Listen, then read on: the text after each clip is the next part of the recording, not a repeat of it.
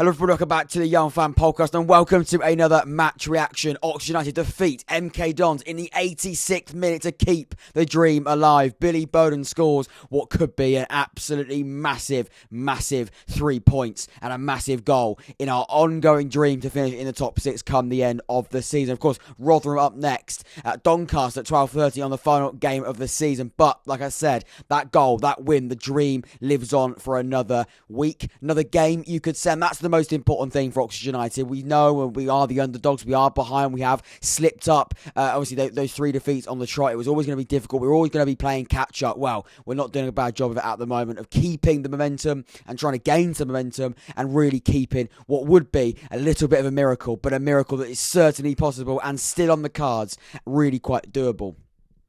I mean, you can tell by the voice, you can tell by the very croaky voice how important and how big and how much I celebrated that Oxford United goal. It was a very, very literal game of two halves. I think it's a saying we throw back quite a lot, and I think also something we said against Plymouth, a game of two halves. Oxford in the first half against Plymouth, really, really good. Absolutely the complete opposite, I'd say. Really, really good in the first half against Plymouth. Absolutely dropped off in the second half. Didn't control the game. Looked certainly off it. First half today, we looked off it. They looked like a much better team. They were dominant in possession. They kept hold of the ball really well. Thought our retainment of the ball when we had it was sloppy. We looked cautious. We definitely looked off the pace. And we looked like a side that wasn't really brave, wasn't really going for the game, and didn't really look like they were going to go for the kill and try and take on we knew what was going to be a very, very good MK Dons side. But we didn't look like we were going to take on this MK Dons side with the pace and the quality that Oxford United have got. We looked like a side that had 3 games on the trot with defeat. Even with the last game with a win against Fleetwood, we still felt a little bit cautious. But the second half, I don't know what Karl Robinson said at half time, but it certainly worked. We came out in the second half, we looked like a much better side. We controlled the game. We looked very, very much in control of the ball, much better in possession. Thought going forward, we had wingers like Nathan Holland, had a very, very quiet first half, along with others. It wasn't just him, of course. I think a lot of players were quite slow in the first half. I thought in the second half, he really came to life, taking players on, causing problems against the fullback, against the MK Dons fullback. And that's exactly what Oxford United needed to do, was just cause MK Dons some problems. Because in the first half, they were in control, they were causing us problems. We had a few moments, had a few offside attempts in the first half, but nothing really to sort of to shout and scream about.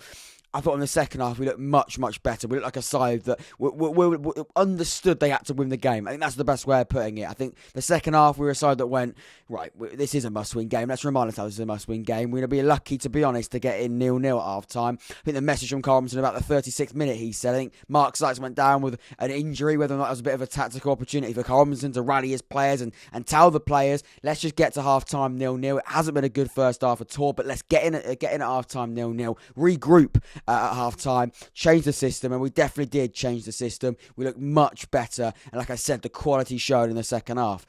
I mean, MK Dons were very, very good in the first half. They'll probably come away thinking they deserve a draw, and I probably would have to agree with MK Dons fans. I think the first half, they probably did deserve to get more out of it. I think if you look at it, 2 sides definitely had their favoured halves, but, you know, if you're being fair, you're being equal, which football isn't all the time. But I think if you were to be, you'd say that MK Dons deserved the goal in the first half. Oxford probably deserved their goal in the second half. Football's football. We've had it in the first half against Plymouth, where we were on top, we didn't get a goal. Second half, Plymouth on top, they got their goal, but we lose the game 1-0. That's the way the cookie crumbles sometimes, and that's the way football is. It's not always fair. You know, swings and roundabouts, really. Oxford United today probably got what they deserved in the end. I mean, like I said, I thought the fans were absolutely brilliant from MK Dons, absolutely relentless. They did quieten down a little bit when they scored, but, you know, what can you imagine? Well, you know, I'm sure them thinking of it's not like too far, is it? It's only MK Dons, only Milton Keynes, but still, I can imagine with the first half performance, I think they probably would have been a little bit upset that they're not going to come away with anything from the game. But ultimately, you know, they were very, very good. It made for a really good atmosphere once again on this Easter Tuesday, if you like. But a really, really good performance from Oxford in that second half. And like I said, that's a very, very defining result, I feel. I think it's a very, very defining result.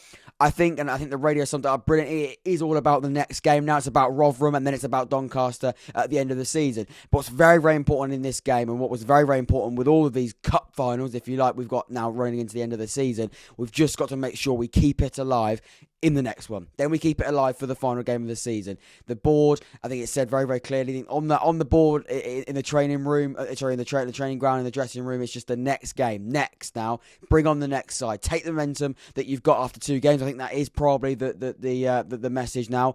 just take it into the next game? Can you take the quality into the next one? You take a second half performance like that against MK Dons, you go to Rotherham, who are not enjoying a very, very good spell of form at the moment at all. They beat Ipswich a couple of days ago, then lost at home to Burton again today. What is going on there? Still second in the league, though.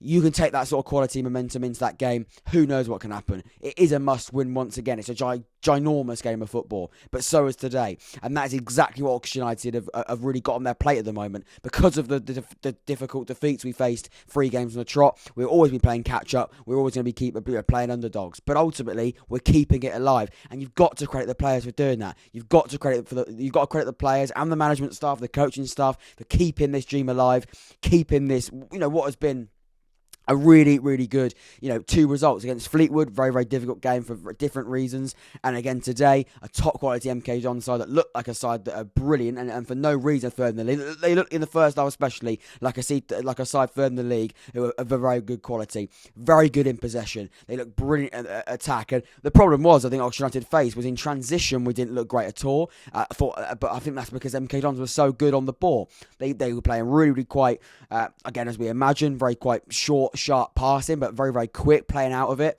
We looked a little bit cautious to press, and that's unlike Oxford United. We know Oxford United, under Karl Robinson especially, likes to get hold of the press. We looked a little bit cautious to the press, maybe as if we're a little bit worried they could play out the press quite easily. I probably would trust his MK Dons side to play out the press quite easily because of the ability they've got in playing out of those areas. Playing in the low block is something that Liam Manning and MK Dons did really well, but they didn't have to face that today because we weren't playing a low block. We were very, very on top, and we were trying to attack MK Dons as much as we could in the second half. First half, I think we did play that quite cautious style of play, and I think we saw the reason why you can't do that, because they are so dangerous, they are so relentless. When we were a little bit more brave in the second half, we were much better. The players were on it, we looked quicker, we looked on it, we passed the ball at higher speed, players were getting in behind at a much better rate, and we saw the benefits of Oxford United doing that, and fair play to them.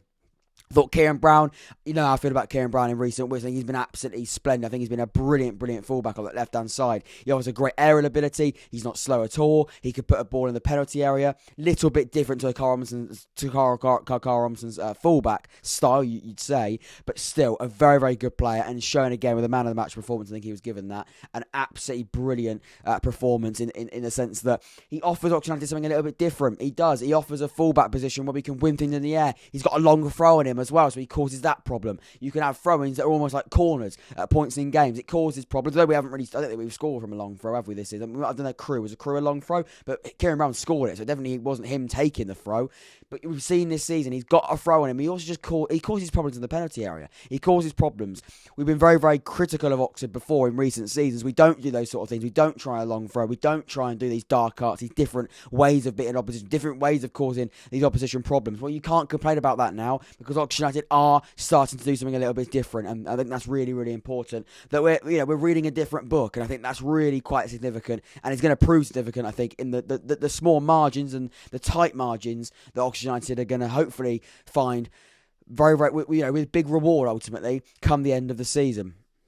Let me know what you've got to say in the comments down below. I'm sure we'll have MK Dons fans. I'm sure we'll have Oxford United fans as well. How big is this for Oxford United? It feels massive. It feels absolutely massive. We're not in there yet. We're still 2 points out of it. We're still the underdogs, and we still are definitely not favourites to finish in the top 6. But what you cannot criticise Oxford United for is just keeping it alive for another day, keeping it alive for another game, and that is what is so, so important. It's not whatever happened today. If we won, we were never going to be able. We weren't mathematically possible to get in the top 6. But if we won, you can see, you look at the league table now, 2 points off the likes of Wycombe, 2 points off the likes of Sheffield Wednesday, and is it 2 points off Sunderland? No, sorry, 2 points off Sunderland and Wycombe, and I think Sheffield Wednesday with their win today against Crewe, which you would expect them to do, they go on. I think they now go up to, I think it's 4th now, isn't it? And I think Plymouth go down to 5th, but. Very, very impressive stuff for Oxford United. Really, really impressive, especially in that second half. MK Dons, like I said, I don't want to reiterate and repeat anything too much, but I think they will be a little bit disappointed in the first half. They couldn't make the most of it, but like I said, that's football. I think Karl Robinson got his changes really well as well. Really happy with Marcus Brown coming back into the side. We like Marcus Brown, very much a fan favourite. Didn't do too much, but you didn't expect him to. Came on for about 12 minutes for the end of the game, but again, not a bad player to bring on at all. Of course, Billy Bodin, the substitute that everyone's going to be talking about, he comes on, he causes problems, and he's done that for a lot of this season, Billy Bodin. He deserves a lot of credit. Billy Bodin, when he first joined, I think we're a little bit, how's this going to pan out? I know he had a really good first game, then he got injured. Everyone's like, is it one of these players that are going to come in and not really get going and then leave at the end of the season going, it was a free transfer, a bit of a free hit. We didn't really know what he was like because he never really got going. Ultimately, we're seeing this season, when he is fully fit and when he comes off the bench as well, he causes teams problems. He looks a very, very good player. And again, that goal today, an absolutely massive goal. Great ball in from Matty Taylor. Slides through Billy Bodin. He scores a really good goal. From my angle, I didn't think it had gone in, but when it hit the back of the net, that place erupted and my throw thing erupted as well. What an important win. What a significant win for Oxford United. Like I said, let's not go overboard. Let's not get carried away, but make sure that the Oxford United players deserve the credit today. Karl Robinson deserves the credit. On to the next one. Take the winning mentality. Take that momentum to Rotherham. It's not going to be easy. Difficult place to go. But let's keep this dream alive until the final day. Let's keep going, Oxford United. I've been Jack. This has been the Unfan Podcast. Until next time, take care. Stay safe. Subscribe if you haven't already. Hit that notification bell. My roundup for all of the games across this Easter sort of Saturday Tuesday / Easter Monday. We've already done Saturday's one. I'm all mixed up over the Easter weekend. That should be coming out either tomorrow. It should be tomorrow. I'll make sure it comes out tomorrow. But yeah, look forward to that. Lots of interesting results. Lots of interesting scorelines. Ladies and gentlemen, I've been Jack. This has been Unfan Podcast. Take care. Stay safe. Hit that notification bell as well. That way you'll be notified whenever I go live or do recorded episodes just like this one. Take care. Have a good night, Oxford United fans. Sorry, MK Dons fans. It doesn't seem to be your day at the moment. I'll see you all very, very soon. Thank you very much. See you in a bit.